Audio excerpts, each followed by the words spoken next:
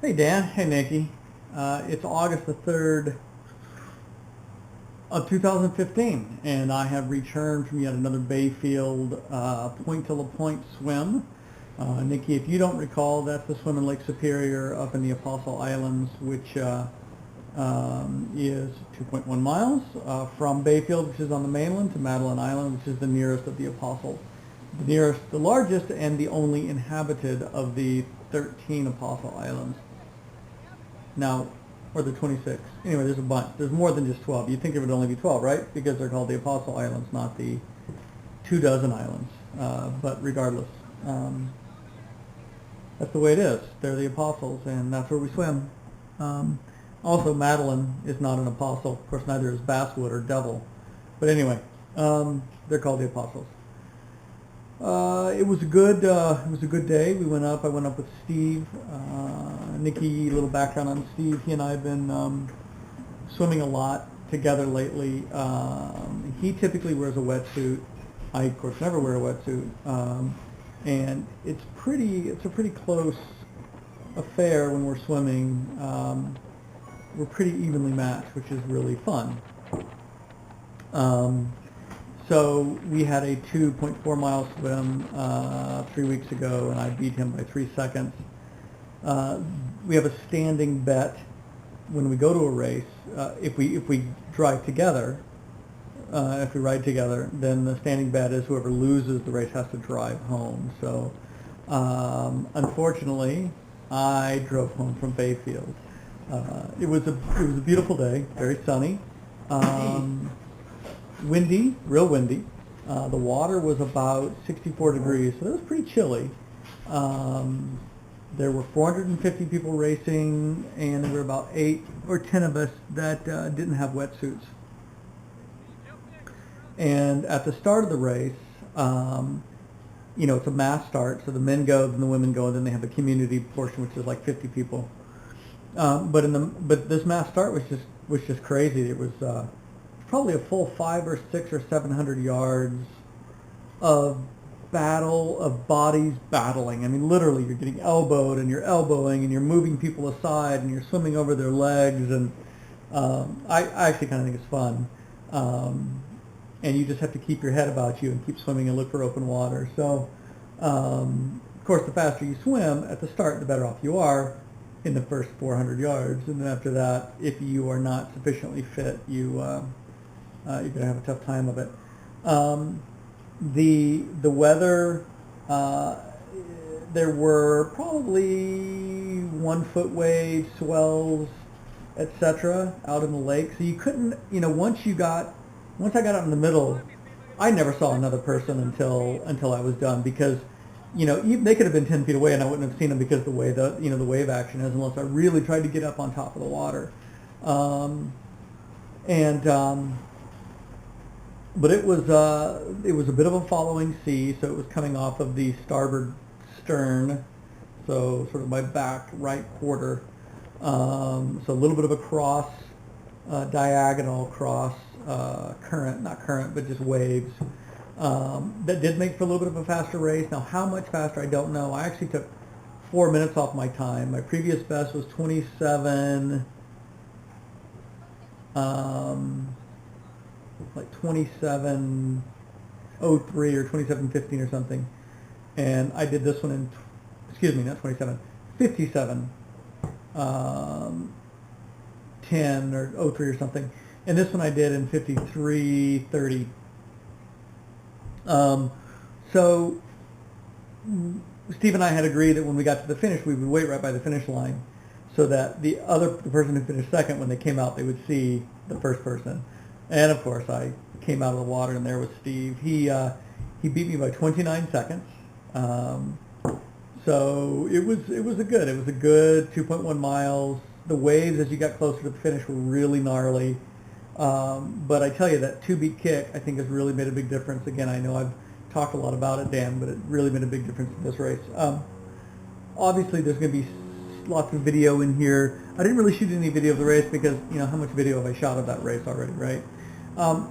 When we went up, though, we stayed with a friend of Steve's. His name is Bob Durfee, and his wife, Ann. and they live about 3 blocks away from the start, where the race starts, right downtown Bayfield. So it was incredibly convenient. Bob Durfee actually grew up and had lived in Winona for a long time. He is essentially one generation older than Steve and me. Steve is 44.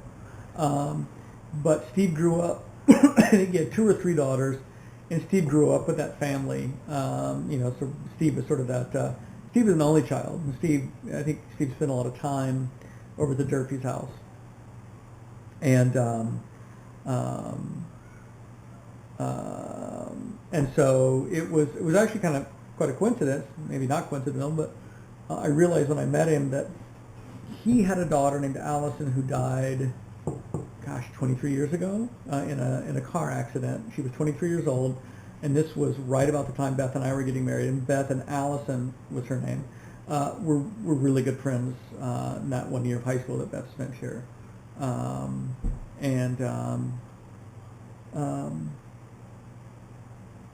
So anyway, it was Bob and Ann took us out on their boat after the race. We didn't end up taking the ferry back, so we took the boat out and went around. There's some shots of that in here around one of the islands, Basswood, and there's one section, I don't know if you can quite see it, where there's a little bit of a shipwreck, an old shipwreck where the boat had caught fire and they ran it aground intentionally and it burned down to the water line, and what's left is just a metal hull that's rotting over the years. And it's about 100 years it's been in there.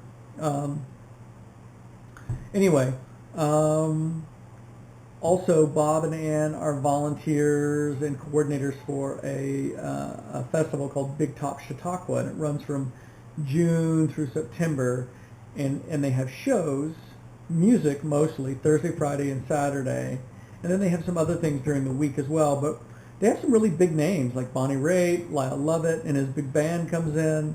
We saw a couple of interesting shows. One was a guy named Bruce's last name, Burnside, and Bruce he's from that area, but he's composed a lot of music, but a lot of his music, a lot of the content, a lot of the instrumentation is all like Civil War era. So it was actually really interesting because this is sort of the end of Bruce's career. I think he's fairly old, and he was up on stage, and he played and he sang a little bit, but really the show was sort of it was, what's the word I'm looking for? MC, that's not the word I'm looking for. Narrated by someone else. Not only about the music, but about the stories behind the music and the stories about Bruce. And it was really interesting. That was Friday night. And then Saturday night, we saw a guy named Corey Carlson. And Dan, I think you really would have liked him. He played rock, he played blues, he played all sorts of stuff. But Big Top Chautauqua, look it up online. It's in Bayfield, but it's at the site of their ski hill.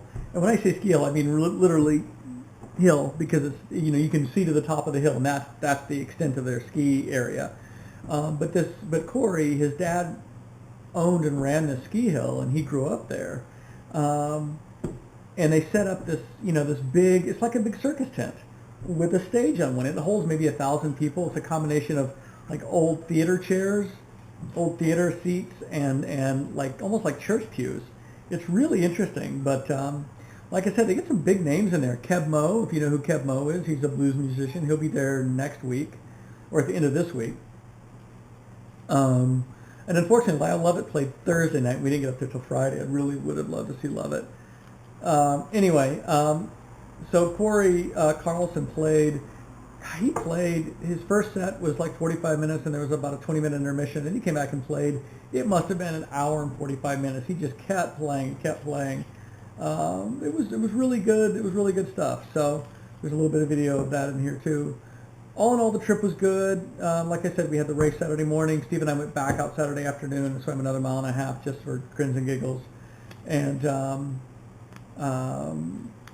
so on the way back, this last bit of video that you see, we ran into a very short-lived but very intense thunderstorm with hail. We really didn't get any rain, but it was almost all hail. So I actually had to pull the truck over because I thought it was going to break the windshield. because some of the hail balls were probably 2 inches, and they were really big. He ended up with 5 or 6 small dents on his hood. So anyway, good trip. I'm glad to be back.